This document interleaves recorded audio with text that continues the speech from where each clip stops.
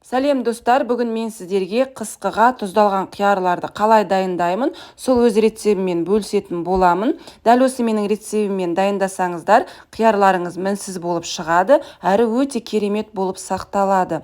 Ал кеттік. Ең алдымен алдын ала 1-2 рет суық суға қиярларымды жуып аламын. Содан кейін осылай екі шетін кесіп тастап, салқын суға 4 сағатқа салып қоямын.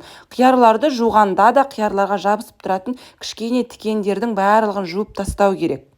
Келесі қақпақтарды осылай ыстық суда бұқтырып аламын. Одан кейін банкілерді де осылай буға бұқтырып, стерилизация жасап аламын. Банкіні дәл мен сияқты, не болмаса мантоваркада да бұқтырсаңыз болады.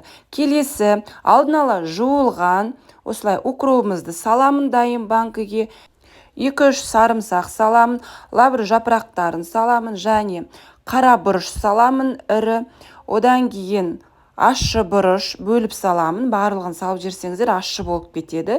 Үстінен дайын жуылған қиярларымды салып, одан кейін қайнаған суды құямыз. Қайнаған суды құйып болғаннан кейін бетін мен қақпағын жауып 15-20 минутқа қалдырамыз. 15-20 минут өткеннен кейін бұл суды төгіп тастаймыз. Бұл суды қайтара қайнатпаймыз. Кейбір кісілер өйткені солай жасайды. Енді үстіне 1 ас қасық қант, 2 ас қасық тұз саламыз. Бұл 2 литрлік банкінің мөлшері. Содан кейін таза ыстық су құямыз. Жаңағы төгіп тастаған су емес. Кейбір кісілер сол төгіп тастаған суды қайнатып қайтадан құяды екен.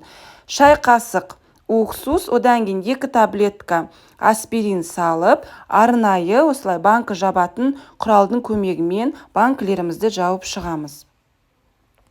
Міне мен барлық банкілерімді жауып шықтым. Банкілерімнің сырттары бәрі ыстық болып тұр. Қазір осылай жылы күйінде плетке мен орап қойып қоямын. Міне дайын болған банкілерімнің барлығын қақпағын төмен қаратып осылай қоямын да плетке орап тастаймын. Өз жылуымен тұрып, 1 күн ішінде суиды. Содан кейін арнайы жаңағы қысқыға өздеріңіздің осындай банкілеріңізді сақтап қоятын орынға апарып қойсаңыздар болады.